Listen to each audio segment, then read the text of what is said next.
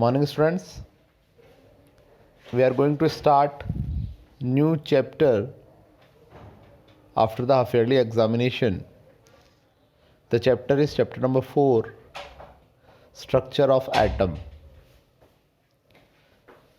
Students, in the chapter 3 or the previous chapter, atom and molecule, हमने पढ़ा था that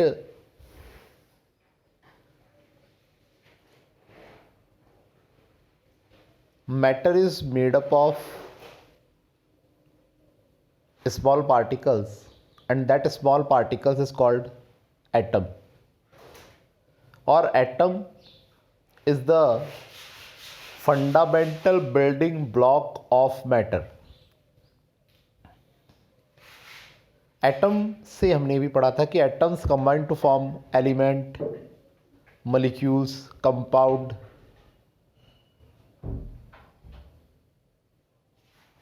ये सारी चीजें बनाता है.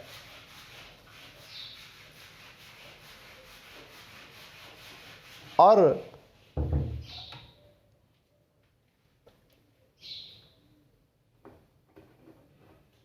अलग अलग टाइप के मैटर या जो डिफरेंट फॉर्म्स ऑफ मैटर हमें नजर आती है, that is all due to the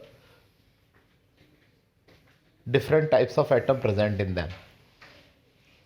लेकिन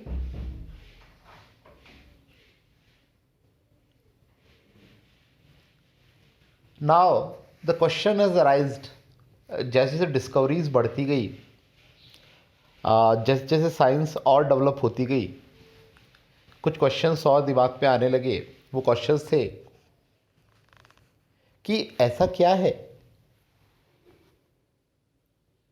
जिसके कारण एक एलिमेंट दूसरे एलिमेंट से डिफरेंट होता है.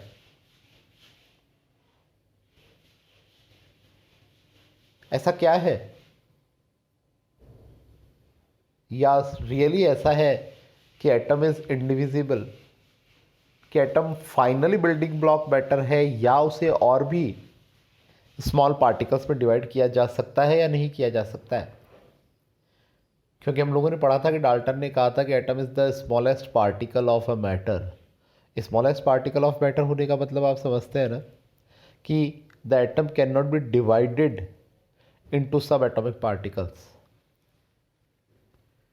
जैसे जैसे और डिस्कवरी होती गई तो साइंटिस्ट ने पता किया कि actually the atom is not indivisible. The atom can be divided, और subatomic particles are present, also present in the atom. उन सब एटॉमिक पार्टिकल्स की डिस्कवरी की गई. आफ्टर दैट वो सब एटॉमिक पार्टिकल्स एटम में किस तरह से अरेंज होते हैं, उनके लिए different different types of models propose किए गए अलग अलग साइंटिस्ट के द्वारा. That all we will study in this chapter. So first start with charge particles in matter. हम लोगों ने सबने पढ़ा था कि matter is made up of atom and atom is electrically neutral. Atom में कोई चार्ज नहीं होता है. तो फिर चार्ज पार्टिकल्स मैटर में कहाँ से आते हैं. सबसे पहली बात हम लोग करें कि 1900 के लास्ट तक ये फाइंड आउट हो चुका था. एक साइंटिस्ट जिनका नाम मिस्टर जे थॉमसन था, उन्होंने फाइंड आउट किया कि एटम इज़ नॉट इंडिविजिबल, और एटम में एक सब एटॉमिक पार्टिकल्स पाया जाता है, और वो सब एटॉमिक पार्टिकल्स इलेक्ट्रॉन है. ये उनकी डिस्कवरी थी, और इस डिस्कवरी के लिए उन्हें, और जो मॉडल उन्होंने दिया था, for that he got Nobel prize of chemistry also. लेकिन अगर हम लोग थॉमसन के पहले की बात करें तो 1886 में ई गोल्डस्टिन एक दूसरे साइंटिस्ट थे. उन्होंने एक डिस्चार्ज ट्यूब एक इलेक्ट्रिकली ट्यूब होती है, जिस तरह से ट्यूबलाइट होती है उस ट्यूबलाइट को हम लोग डिस्चार्ज ट्यूब भी कह सकते हैं, जिसमें हाई वोल्टेज पर इलेक्ट्रॉन्स को फ्लो किया जाता है। तो उन्होंने उस डिस्चार्ज ट्यूब के अंदर न्यू रेडिएशंस की डिस्कवरी की और उन रेडिएशंस को उन्होंने कैनल रे नाम दिया। ये जो रेडिएशंस थी उनकी मेन प्रॉपर्टीज क्या थी? They go towards the negative charge particles या they are attracted by the negative charge particles. जो चीज़ नेगेटिव चार्ज पार्टिकल्स से अट्रैक्ट होती है definitely it will be positive. तो कैनल रेस इनको नाम दिया गया और कैनल रेस कैसी रेस थी? पॉजिटिव रेस थी। और उन ही पॉजिटिव रेस से अल्टीमेटली प्रोटॉन की डिस्कवरी हुई। और प्रोटॉन क्या था? सब एटॉमिक पार्टिकल्स, दूसरा सब एटॉमिक पार्टिकल्स जो प्रोटॉन कहलाया गया। बात समझ में आई? तो अगर हम लोग पॉजिटिव चार्ज पार्टिकल्स की बात करें, कैनल रेस की डिस्कवरी किसने की? गोल्डस्टिन ने। नेगेटिव चार्ज पार्टिकल्स की बात करें, इलेक्ट्रॉन की डिस्कवरी किसने की? रदरफोर्ड ने। इलेक्ट्रॉन और प्रोटॉन में डिफरेंसेस क्या हैं? सबसे पहली बात, इलेक्ट्रॉन्स नेगेटिव चार्ज पार्टिकल्स होते हैं, प्रोटॉन पॉजिटिव चार्ज पार्टिकल्स होते हैं। आगे हम लोग और पढ़ेंगे कि electrons revolve around the nucleus of the atom while the protons are present in the nucleus of the atom। ढंग से सुनिएगा क्योंकि आपको लिखना है। mass of proton is nearly 2000 times higher than the mass of the electron। यानी अगर हम लोग मान लें कि 1 किलोग्राम मास इलेक्ट्रॉन का है, एक इलेक्ट्रॉन का, तो एक प्रोटॉन का मास लगभग 2000 किलोग्राम होगा। It means it is approximately, it is not a fixed number, actually the fixed number is 1880, लेकिन हम लोग इसको लगभग 2000 मान सकते हैं। या फिर हम लोग ऐसे भी कह सकते हैं कि the mass of electron is considered to be negligible as compare to the mass of the proton. Charge -1, proton पे चार्ज +1। रिप्रेजेंटेशन इलेक्ट्रॉन की जो हम लोग करते हैं वो किससे कर रहे हैं? E- से। प्रोटॉन की किससे कर रहे हैं? P+ से। ठीक है। दूसरी बात मैंने बताई दी, mass of proton is taken 1 unit, charge plus mass of electron consider to be negligible, charge -1। तो इस तरह से 4, 5, 6 डिफरेंसेस आपको एक लोकेशन का मैंने आपको बता ही दिया था, है ना, कहाँ सिचुएटेड होते हैं। Electron revolve around the nucleus, proton present in the nucleus. ठीक है। तो हम लोग आगे बढ़ते हैं। नेक्स्ट टॉपिक हमारा स्ट्रक्चर ऑफ एटम। अब इन सारी चीज़ों को जानने के बाद में कि 2 सब एटॉमिक पार्टिकल्स की डिस्कवरी हो गई, 2 subatomic particles has been discovered in the matter, in the atom, that particles are electrons and protons, electron negative, proton positive, electron represented by E-1, proton P+1। The charge is taken on proton +1 and the charge of electron is taken as negligible। The mass of proton is nearly 2000 times higher than the mass of electron। okay? और उसके अलावा location की बात करें, ये अभी तक discovery नहीं हुई थी, लेकिन हम लोग डिफरेंस लिख रहे हैं इसलिए लिख देते हैं, क्योंकि डिस्कवरी ये तो बहुत लेट होगी जब बहुत सारे मॉडल्स के बारे में डिस्कवरी हो जाएगी। मास ऑफ प्रोटॉन की बात हुई गई। The location, the electron revolve around the nucleus while the proton is present inside the nucleus. अब लोग बात करते हैं Thomson's atomic model.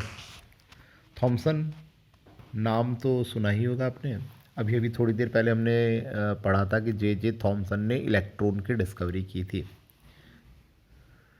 J Thomson ही पहले साइंटिस्ट थे जिन्होंने स्ट्रक्चर ऑफ एटम के लिए एक मॉडल दिया था। थॉमसन ने जो मॉडल दिया था, that model is also known as the plum pudding model, क्योंकि उन्होंने अपने मॉडल को स्वीडन में एक डिश होती है, मिठाई जिसे हम लोग कह सकते हैं,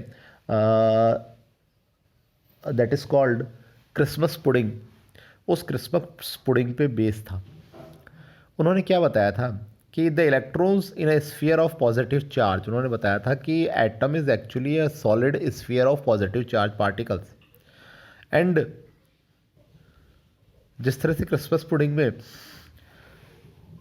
सॉलिड एक स्फीयर होता है और उसके ऊपर जो ड्राई फ्रूट्स वगैरह होते हैं वो थोड़ी सी जगह पर लगे हुए रहते हैं, उन ड्राई फ्रूट्स को उन्होंने इलेक्ट्रॉन्स कहा और पूरा का पूरा एटम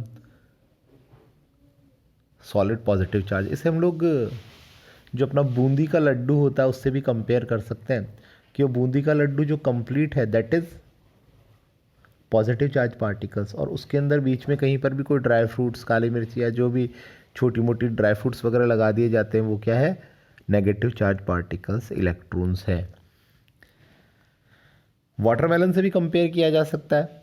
अगर हम लोग वाटरमेलन को कट करते हैं तो उसमें red edible part that is considered to be proton, while the seeds present in the red edible parts, black seeds present in the red edible parts is considered to be the electrons। तो उन्होंने इसी तरह से बताया था कि atom actually है क्या। उन्होंने बताया था atom is a solid positive charge particles. Atom क्या है, सॉलिड पॉजिटिव चार्ज पार्टिकल्स है, और